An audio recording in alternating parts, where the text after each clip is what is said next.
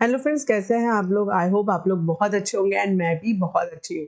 आप लोग वेट कर रहे हैं आईटीआर फॉर्म्स का। अभी तक आईटीआर फॉर्म साइट पर अवेलेबल ही नहीं हुए हैं, जिसका मेजर रीजन है कैपिटल गेन में चेंज होना mid of the financial year में, जिसके कारण फॉर्म्स में काफी सारे चेंजेस करने पड़ेंगे, जिसके कारण अभी गवर्नमेंट को भी टाइम लग रहा है आईटीआर फॉर्म को इशू करने के लिए।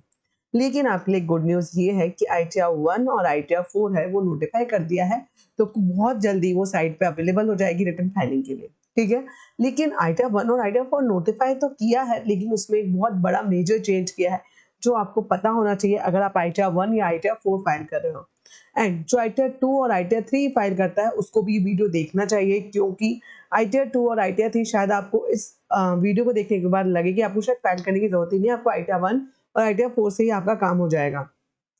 अब इसमें जो मेजर चेंजेस हुए हैं वो इस वीडियो में मैं आपके संग डिस्कस करने वाली हूँ, प्लस और वो चेंजेस आपको कैसे टर्न में फीड करने वो भी मैं आपको बताऊंगी। ठीक है, तो चलिए स्टार्ट करते हैं।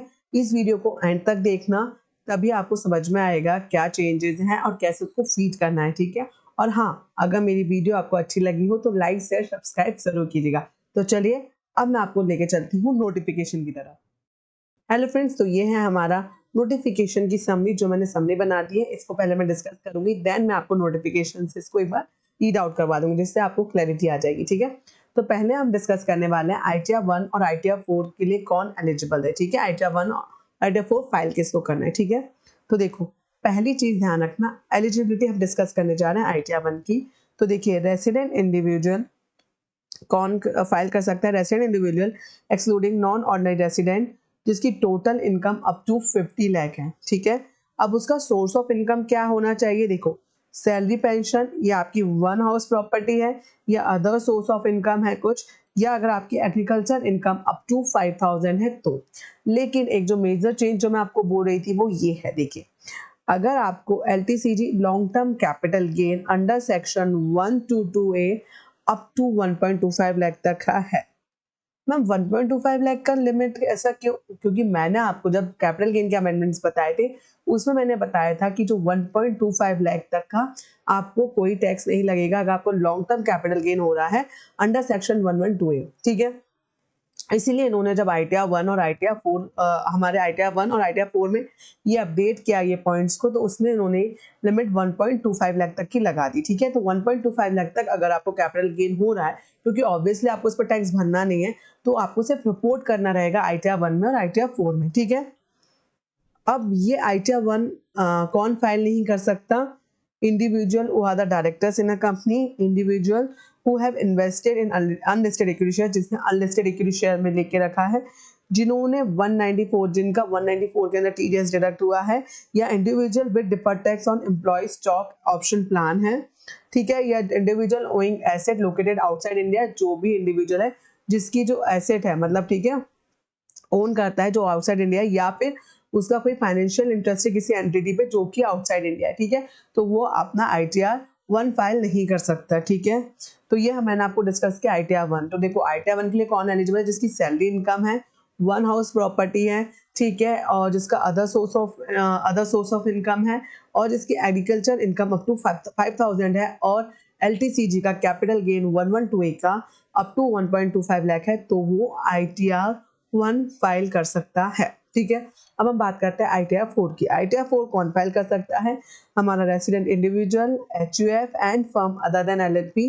ठीक है, जिसकी टोटल इनकम 50 लाख तक है, जिसकी इनकम फ्रॉम बिजनेस और profession compute under section 44AD, 44ADA और 44AE की है, तो वो फाइल कर सकता है। एंड सेम पॉइंट जो मैं आपको बोल रही थी यहाँ पर भी वो मेंशन कर दिया है एलटीसीजी वाला। ठीक है, तो जिसका 112A का प्रॉफिट है मतलब कैपिटल गेन है 1.25 तक का, तो वो ये रिटर्न फाइल कर सकते हैं। एक्सक्लूजन सेम है इसके अंदर, बस इसमें एक पॉइंट और, एग्रीकल्चर इनकम जिसकी एक्सीडिंग 5000 है वो आईटीआर 4 फाइल नहीं कर सकते। ठीक है, तो आप एक बार इसको रीड कर लीजिएगा इसमें। चलिए हम देख लेते हैं की चेंजेस फ्रॉम प्रीवियस ईयर। ठीक है, अगर आपका पहले क्या होता था, अगर आपको कोई भी कैपिटल गेन होता है इवन ₹1, ठीक है, तो उस केस में आप आईटीआर 1 और आईटीआर 4 फाइल नहीं कर सकते थे, आपको आईटीआर 2 और आईटीआर 3 फाइल करना पड़ता था। और जो आईटीआर 2 और आईटीआर 3 था ना वो बहुत लेंदी होता था, तो बहुत लेंदी है। ठीक है, तो वो उससे बच जाएंगे आप अगर आपका लॉन्ग टर्म कैपिटल गेन जो है 112 के अंदर 1.25 लाख तक का है। तो ठीक है, तो न्यू रिलैक्सेशन मैं आपको बताती हूँ। Your LTCG is only under section 112A, ठीक है, सिर्फ 112A का लॉन्ग टर्म कैपिटल गेन है from equity share and mutual fund. The total amount of LTCG does not exceeding 1.25 lakh, ठीक है, एंड नो बॉट फॉरवर्ड और कैरी फॉरवर्ड लॉस। अब ये पॉइंट आप ध्यान से सुनिए, ना ही आपका बॉट फॉरवर्ड लॉस होना चाहिए, ना ही कैरी फॉरवर्ड कर सकते हो आप लॉस। तो यहाँ पे आपको ध्यान रखना है, जो अब आपकी इनकम 1.25 लाख से तभी दिखा पाओगे कम होगी, एंड अगर लॉस होगा तो भी आप यहाँ पे रिपोर्ट नहीं कर पाओगे।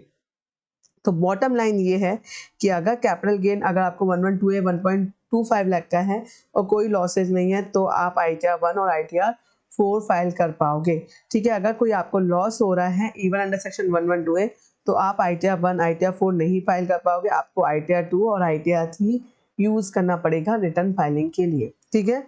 एक और चीज उन्होंने नोटिफाई किया है, mandatory filing of form 10BA। अगर आप 80GG का बेनिफिट लेने जा रहे हो, ठीक है, तो टैक्स पे claiming deduction under section 80GG must know furnish form 10B along with return of income. तो जब आप रिटर्न ऑफ इनकम फाइल कर रहे हो, आप रिटर्न फाइल कर रहे हो और आप 80GG का डिडक्शन का बेनिफिट लेना है तो आपको फॉर्म 10BA भरना पड़ेगा, ठीक है। आई होप आपको यहाँ तक तो समझ में आ गया होगा। अब मैं आपको लेके जा रही हूँ फॉर्म्स में, जहां पर जो चेंजेस हुए हैं वो मैं फॉर्म में दिखा देती हूँ आपको, तो जिससे क्लैरिटी आ जाए और कैसे उसको फीड करना है वो भी मैं आपको समझा देती हूँ, ठीक है। तो देखिए, ये नोटिफिकेशन है, ये हमारा 29 अप्रैल को आया है, नोटिफिकेशन नंबर 40 है हमारा, ठीक है। ये हमारा इफेक्ट होगा 1 अप्रैल 2025 से, ठीक है। जो 24 था वो 25 से सब्सटीट्यूट कर दिया है, सिंपल है, ठीक है। अब ये कुछ वर्ड जो उन्होंने ऐड ऑन किए हैं, सब्सटीट्यूट किए, जो मैं आपको संग डिस्कस कर दिया। Capital gain where SSC only long term capital gain under section 112 and not exceeding 1,25,000 rupees and does not have any brought forward loss and loss to be carry forward under this head, ठीक है। तो ये चीज आप ध्यान रखना, ना ही आपका brought forward loss होना चाहिए, ना ही लॉस आपको कैरी फॉरवर्ड करना हो, तो अब आप ये फाइल कर सकते हो, ठीक है। सेम यही पॉइंट उन्होंने आपके ITR 4 में भी ये वाला ही ऐड कर दिया है, ठीक है। 10BA मैं आपको बता चुकी हूँ, ठीक है। After the words figures form number 10BA word and furniture same along with the return of income, ये ऐड कर दिया कि आपको करना पड़ेगा। अब जो चेंज हुआ है फॉर्म में वो मैं आपको एक बार दिखाती हूँ कि कहाँ पर आपको फीड करना है। देखिए ये रहा, ओके। तो जो exam income from reporting purpose and income on which not tax payable, जो आपको टैक्स नहीं पे करना होता, उसके नीचे पॉइंट दे के रखा है, ठीक है, क्योंकि इसके ऊपर टैक्स तो लगेगा नहीं, ठीक है। 1.25 लाख तक कोई टैक्स नहीं लगता इनकम टैक्स कैपिटल गेन पे, अगर लॉन्ग टर्म होता है 112A का। तो देखो उन्होंने बोला है income on which no tax is payable long term capital gain under section 112A not chargeable to income tax, क्योंकि 1.25 लाख तक आपका टैक्स लगता ही नहीं है, इसलिए not chargeable to income tax. तो देखो मैं यहाँ पे आपको 3 एग्जांपल दे रही हूँ, आपको समझ में आएगा, ठीक है। देखो पहला एग्जांपल, फर्स्ट, अगर मेरा सेल कंसिडरेशन 2 लाख का है, ठीक है, और कॉस्ट ऑफ एक्विजिशन 1,50,000 का है, तो मेरा 50,000 का क्या हो रहा है, प्रॉफिट। तो क्या मैं यहाँ रिपोर्ट कर सकती हूँ? यस, आप यहाँ रिपोर्ट कर सकते हो, क्योंकि आपका 1.25 लाख से, ठीक है, कम है, तो आप यहाँ ऑब्वियसली रिपोर्ट कर सकते हो, ठीक है। सेकंड केस हम बात करते हैं, अगर मान लीजिए मेरा 2 लाख का सेल कंस्ट्रक्शन था और मेरा 50,000 का क्या है, कॉस्ट ऑफ एक्विजिशन, तो कितना आ गया मेरा 1.5 लाख। क्या मैं रिपोर्ट कर सकती हूँ? नो। क्यों रिपोर्ट नहीं कर सकती? क्योंकि हम सिर्फ 1.25 लाख तक का ही जो आपका इनकम है कैपिटल गेन है वही रिपोर्ट कर सकते हैं, ठीक है। थर्ड केस में बात करती हूँ, 2 लाख का मेरा कॉस्ट ऑफ सेल कंस्ट्रक्शन था, 2,10,000 का मेरा कॉस्ट ऑफ एक्विजिशन था, तो 10,000 का लॉस है, क्या मैं इसको रिपोर्ट कर सकती हूँ? नो। आपको इसके लिए फिर ITR 2 या ITR 3 ही फाइल करना है। इन दोनों के लिए आप ITR 1 और ITR 4 फाइल नहीं कर पाओगे, आपको ITR 2 और ITR 3 ही फाइल करना पड़ेगा इन दोनों केसेस में, ठीक है।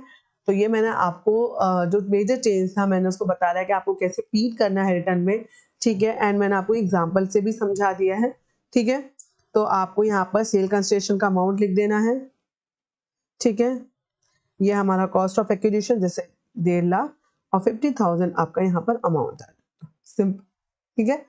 तो आई होप आपको ये चीज समझ में आ गई हो, क्लैरिटी आ गई हो आपको जो चेंजेस हुए हैं, और जो ITR 2 और ITR 3 भर्ती थे सिर्फ लॉन्ग टर्म कैपिटल गेन के चक्कर में, उनको अगर 112A का हो रहा है और सिर्फ 1.25 लाख से कम है, तो अब उनको ITR 2 और ITR 3 नहीं बनना, आप सिंपली ITR 1 और ITR 4 फाइल कर सकते हैं। ठीक है, तो आई होप आपको ये वीडियो अच्छा लगा हो, आपको समझ में आया हो। कोई भी डाउट है तो आप मुझे कमेंट सेक्शन में पूछ सकते हैं। ठीक है, तो आज के लिए बस इतना ही। Okay, thank you, bye bye.